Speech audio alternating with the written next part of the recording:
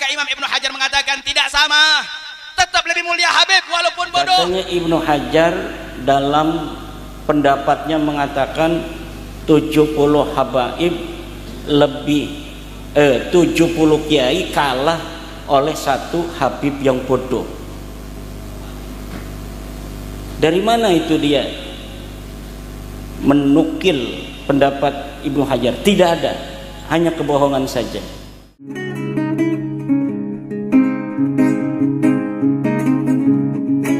Bagaimana Imam Ibnu Hajar ketika ditanya, Al-Imam Ibnu Hajar pernah ditanya, wahai Imam, seorang habib yang bodoh sama tidak derajatnya dengan seorang alim tapi bukan habib. Seorang habib yang bodoh sama tidak derajatnya dengan seorang alim tapi bukan habib.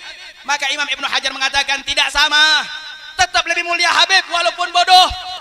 Kenapa? Walaupun habib bodoh, kalau dia gila tetap dia habib. Habib walaupun bodoh, kalau dia gila tetap habib. Tapi kalau orang alim, idza junna fala yusafu bi ilmi. Orang alim kalau sudah gila gugur dia punya ilmu. Hati-hati wahai hadirin. Kenapa sekarang kita teriak? Capek kita ngelihat dengan negeri kita diporak-porandakan semacam itu. Kan mereka yang selalu mengunggul-unggulkan, ini lebih utama Pakai Muqaddam daripada Syekh Abdul Qadir Jailani, Kiai Ridho, Kiai Nurholis, Kiai NU, 70 kiai kalah dengan satu habib yang bodoh. Kan begitu? Nggak ada dalilnya, sama sekali tidak ada dalilnya. Bahkan dalilnya dusta. Dusta pada siapa? Dusta kepada Ibnu Hajar.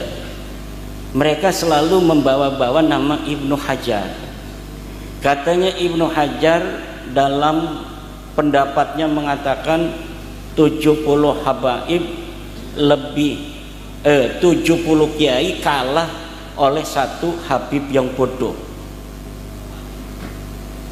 Dari mana itu dia menukil pendapat Ibnu Hajar? Tidak ada, hanya kebohongan saja.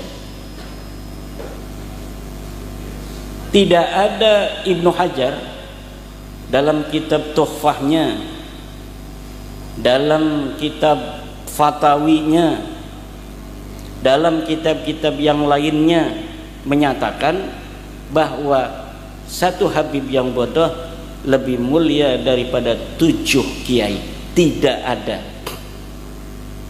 Lalu dari mana itu frasa? Itu dari kitab Ba'lawi sendiri, karya Zain bin Smith. Dalam kitab karya Zain bin Smith ditukil katanya Imam Ibnu Hajar berkata, seorang habib yang bodoh lebih mulia dari 70 ulama. Betul atau tidak kutipan itu? Kutipan itu kutipan dusta. Tidak ada Ibnu Hajar dalam seluruh kitabnya mengatakan orang berilmu kalah dengan satu habib yang bodoh. Jangankan 70 ulama, satu ulama saja tidak bisa dikalahkan oleh seorang turunan Nabi yang asli. Tidak ada. Bahkan Syekh Nawawi Tenara dalam Maraqil Ubudiyah, al-alimul ladzi la yantasibu ila an-nabiy yafuqu 60 darajah mimma yantasibu ila an-nabi, atau kama qala Syekh Nawawi, bahwa orang yang berilmu yafuqu, dia mengalahkan 60 darajah, 60 derajat daripada orang yang bernisbah kepada Rasulullah Muhammad sallallahu alaihi wasallam. Begitu pula ulama-ulama yang lain, semacam Imam Al-Bujairimi mengatakan yang sama dengan Syekh Nawawi Tenara, termasuk Ibnu Hajar. Lihat ini para santri, periksa dalam fatwa atau Fatawi Ibnu Hajar, bagaimana pendapat Ibnu Hajar tentang kemuliaan ilmu dan kemuliaan siyadah, keturunan Nabi asli. Ini yang asli, bukan yang palsu. Kata Syekh Ibnu Hajar, bahwa anak perempuan seorang alim tidak sekufu dibanding dengan anak seorang sayyid turunan Nabi yang asli yang bodoh. Jadi bapaknya sayyid ini bodoh, punya anak laki-laki. Di sini ada anaknya kiai, punya anak perempuan. Maka ini adamul kafaah bainahuma, tidak satu derajat di dalam pernikahan. Apabila perempuan anak kiainya ini tidak rela, apabila dia tidak suka, maka bapaknya tidak boleh mengijbar. Kan di dalam mazhab Syafi'i ada yang disebut wali mujbir.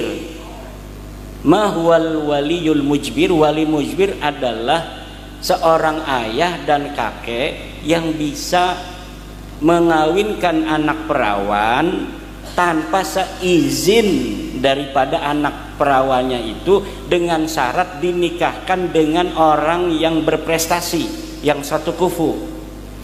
Jika dinikahkan dalam keadaan ijbar itu tidak satu kufu, maka anaknya bisa lapor kepada hakim bahwa dia tidak setuju. Itu dalam mazhab Syafi'i. Jadi walaupun ada privilege bagi ayah kandung dan kakeknya, yaitu bisa menikahkan tanpa izin, tapi disyaratkan menikahkannya dengan orang yang berprestasi, dengan orang yang satu kufu. Tidak boleh menikahkan dengan orang yang sembarangan. Tapi kalau si anak perempuannya ini seneng, walaupun tidak satu kufu, tidak satu derajat, sah nikahnya. Itu dalam fikih begitu. Tidak seperti Ba'lawi ini. Kalau nikah katanya anak perempuan Ba'lawi dengan orang Purbalingga, maka ini orang Purbalingga dihitung berzina seumur hidup. Dia tidak akan dapat syafaat dari Nabi sampai dia mengembalikan keperawanannya si anak Habib itu. Nah ini hadza laisa min ta'alimil Islam. Ini tidak ada dalam ajaran Islam. Hanya ditemukan dalam buku-buku Talmud kaum Yahudi. Dalam buku-buku Talmud kaum Yahudi, kitab-kitab Talmudnya kaum Yahudi, ada ajaran semacam itu. Kalau seorang turunan Yahudi, perempuan dinikahkan bukan dengan Yahudi, maka pernikahannya tidak sah. Tapi dalam ajaran Islam tidak ada yang semacam itu. Lalu dia menggunakan ajarannya siapa? Kalau bukan menggunakan ajaran Islam. Dan ajaran-ajaran semacam ini banyak sekali rasisme yang di atas namakan keturunan Nabi.